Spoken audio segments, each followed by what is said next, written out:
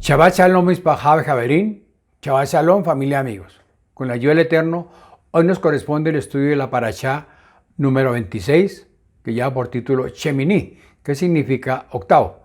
También este Shabbat se denomina un Shabbat HaKodesh, que es el que antecede ante un nuevo mes en el calendario hebreo.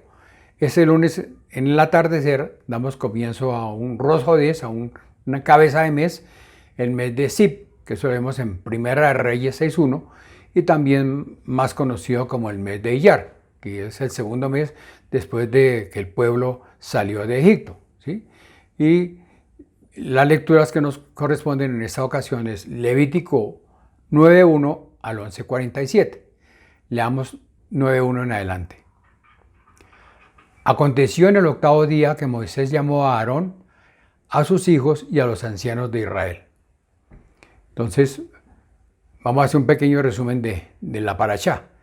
Dice que el octavo día, como se titula la Parashá Shemini, que es después de 7 días de estar Aarón y sus hijos, en el cual oficialmente están nombrados como Kohamim, como sacerdotes.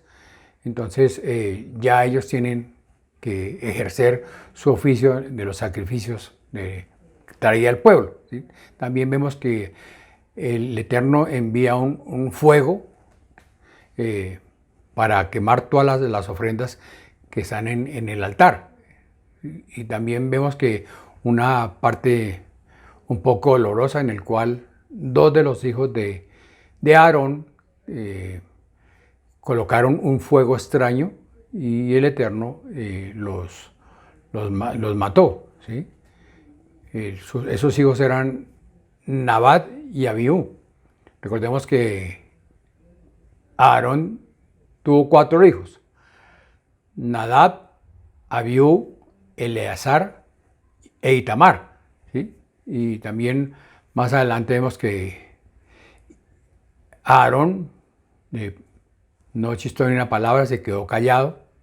También más adelante vemos que todo el capítulo 11, gran parte del capítulo 11 sobre la dieta, sobre el menú que le dio el Eterno al pueblo. ¿Para qué? Para una vida saludable. Entonces el Eterno les entregó unas leyes Kashrut, o sea, los requisitos de las leyes sobre las dietas, las leyes sobre qué era permitido comer y qué era prohibido comer, ¿sí? Estaba hablando sobre los animales puros y los animales impuros, ¿sí? Animales puros que de la tierra, del aire y del mar, el cual debía el pueblo comer, ¿sí?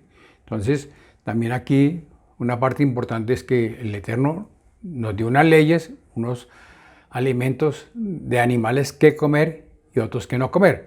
No significa con eso que si algunas personas no obedecen el comer a los animales, van a llevar una vida menos santa que otros. El comer no nos hace más santos ni nada. Simplemente el Eterno nos quiere decir con esas reglas para que evitemos nosotros en el transcurso del tiempo enfermedades, para que no tengamos malestares en nuestro organismo, ¿sí? Y que tampoco es el comer o no comer, no es una cuestión de santidad, simplemente es obedecerle al Eterno, ¿sí? Por algo el Eterno nos dejó una lista de animales kosher y no kosher, o sea que es animales que se podían comer y animales prohibidos de comer, ¿sí? Y como nos dice la palabra, el que tiene oídos para oír, oiga.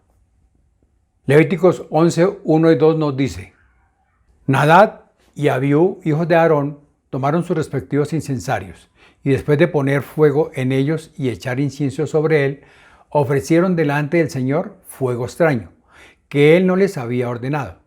Y de la presencia del Señor salió fuego que los consumió y murieron delante del Señor.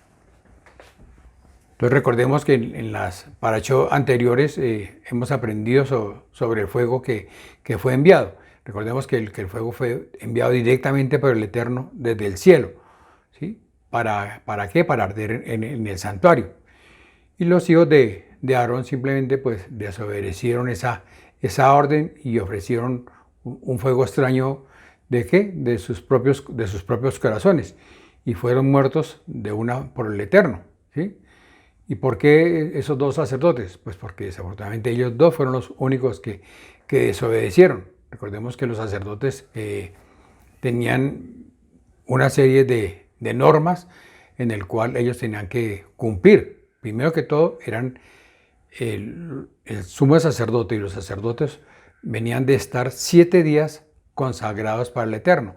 ¿Para qué? Para hacer los sacrificios que el pueblo traía para ofrecerlos al Eterno, como lo hemos visto en muchas parashot anteriores. Y en ese momento vemos que ellos tal vez desestimaron todo lo que el Eterno les había dado el privilegio de ser sacerdotes y quisieron hacer las cosas a su modo, ¿sí? Y hay muchas versiones, en las cuales una de ellas es que ellos tomaron un fuego diferente al fuego que estaba en el altar para el sacrificio. Otra versión, que ellos estaban embriagados y por eso tomaron de un fuego extraño. Otra versión es que había como entre ellos una rivalidad y querían ser un sacerdote superior al otro sacerdote. Y otra es que querían con el tiempo cambiar a su padre del servicio del sumo sacerdote y tomarlo ellos. Cualquiera que sea la versión, simplemente vemos que varias cosas. La una, eran apartados como sacerdotes del Eterno. La otra, que ellos como sacerdotes tenían un trabajo especial en el tabernáculo. Y vemos que tal vez ellos menospreciaron mucho lo que el Eterno les había dado con ese privilegio. O puede que no tanto menospreciar, sino que simplemente ellos creyeron agradar a Dios de otra forma y se salieron de las normas. Recordemos que para ser el sacerdote y para el sumo sacerdote habían unas leyes, unas normas especiales, unas vestiduras especiales. Todo en ese momento eran escogidos y todo eso les quedó a ellos, no lo valoraron, como vemos en muchos pasajes de grandes personas también que no valoraron lo que el Eterno les había dado y como consecuencia de ello hubo muertes y todo. Entonces también vemos que uno no debe de desestimar lo que el Eterno le ha dado, ¿sí? Algunos líderes en congregaciones, en iglesias, en Keilah, pues de pronto se les sube, como decimos los humos, en su liderazgo y se creen más que los demás. Y el Eterno no quiere nada de eso. Él está mirando simplemente lo que hay en nuestro corazón y que es simplemente para el servicio del Eterno, no es otra cosa. Entonces nos haríamos una pregunta, entonces demasiado fue, el juicio fue severo, el castigo fue severo. No. Simplemente debemos de entender que estamos investidos de una autoridad y que como tal pues tenía una responsabilidad bien grande delante del Eterno y que cualquier consecuencia también podía afectarle al pueblo, ¿sí? Y otra cosa bien importante es que nosotros no debemos de jugar con la santidad. Dios nos quiere enseñar acá que Él es santo y que nos da unos parámetros en el cual nosotros debemos de cumplirlos. Si nos salimos de esos parámetros, pues entonces ahí vienen las consecuencias. Miremos que ellos tenían ropas específicas, unas obligaciones específicas, en tiempos específicos, no era tampoco cuando ellos quisieran, sino en tiempos específicos, ¿sí? Y los dos hijos de Aarón, pues todo eso lo pasaron por encima. Entonces ahí fue donde vinieron las consecuencias. ¿Y eso qué nos viene a nosotros a enseñar? Que, como digo, los ministros, los pastores, tienen una responsabilidad delante del Eterno para con una grey, para con un grupo de personas. Y ellos le tienen que rendir, y todo mundo tenemos que rendirle cuentas al Eterno, ¿sí? Recordemos lo que nos dice Lucas 12:48.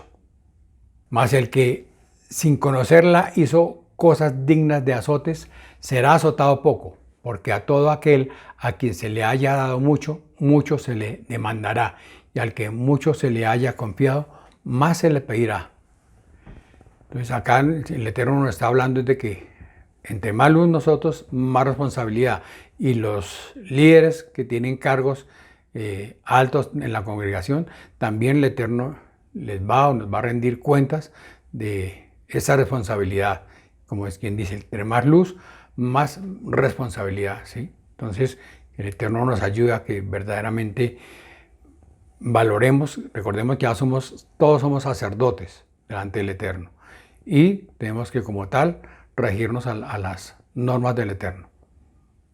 La jactará, los profetas, vemos en el libro de 2 de Samuel 6:1 al 7:17.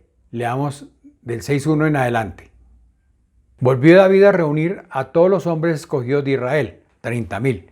Y David se levantó y fue con todo el pueblo que estaba con él a Baalá de Judá, para hacer subir desde allí el arca de Dios, la cual es llamada por el nombre del Señor de los ejércitos, que está sobre los querubines.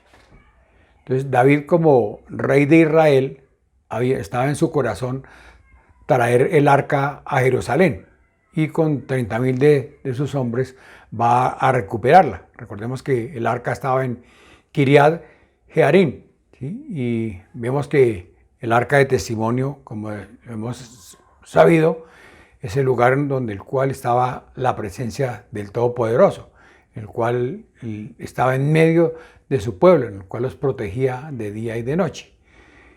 Y ese arca de testimonio hoy en día es Yeshua, nuestro Mesías, en el cual vemos que Él es el único mediador entre Dios y los hombres. Eso lo vemos en el libro de Mateo 28, en el cual vemos que Yeshua murió, pero no se quedó en la tumba. Él resucitó y está a la derecha del Padre mediando por ti y por mí, ¿sí? También vemos en esta porción dos aspectos bien importantes. El primero es que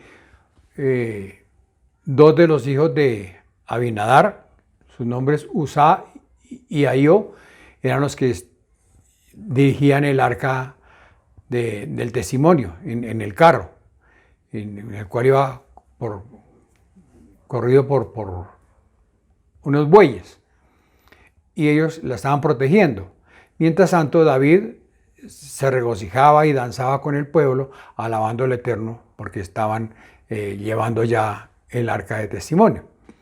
Pero hubo un pequeño impasse. En cierto momento, uno de los bueyes tropezó y casi se ladeó el arca. Entonces, por protegerla, Uzá colocó sus manos para protegerla. En ese instante, la ira del Eterno cayó sobre él y él quedó herido y luego murió al lado del arca de testimonio. Vemos que también que David se enojó, pero tuvo temor del Eterno. Y entonces vemos que David también deja el arca durante 3 meses en la casa de Obed-Edom, ¿sí? Y dice la palabra que el Eterno bendijo a Obed-Edom y a toda su casa. Hoy en día nosotros tenemos una bendición. En muchos hogares hay una bendición, como cuando estuvo el arca en esa casa, que fue una bendición, un privilegio estar en esa casa y el Eterno los bendijo. Hoy en día muchos hogares tienen una bendición en la cual no la valoran o no saben qué es la gran bendición que tienen en sus manos. ¿Y qué es? Es la Torá, es la palabra de Dios, la Sagrada Biblia, en el cual en muchos hogares la tienen en la biblioteca o como un libro más. Y así pues, desafortunadamente muchas personas, por no valorar ese libro, por no abrirlo, por no escudriñarlo, están perdiendo bendiciones. Y le damos gracias al Eterno porque nosotros ya tenemos ese conocimiento y valoramos lo que es el libro sagrado que nos dejó el Eterno, es para nosotros para bien y para vida eterna para cada uno de nosotros. La Brit Hadashah o el Nuevo Testamento lo vemos en el libro de Hechos 5 del 1 al 11. Leamos del 1 en adelante. Pero cierto hombre llamado Ananías, con Safira su mujer, vendió una propiedad y se quedó con parte del precio, sabiéndolo también su mujer, y trayendo la otra parte, la puso a los pies de los apóstoles. Mas Pedro dijo: Ananías, ¿por qué ha llenado Satanás tu corazón para mentir al Espíritu Santo y quedarte con parte del precio del terreno? Mientras estaba sin venderse, no te pertenecía, y después de venderla, no estaba bajo tu poder. ¿Por qué concebiste este asunto en tu corazón?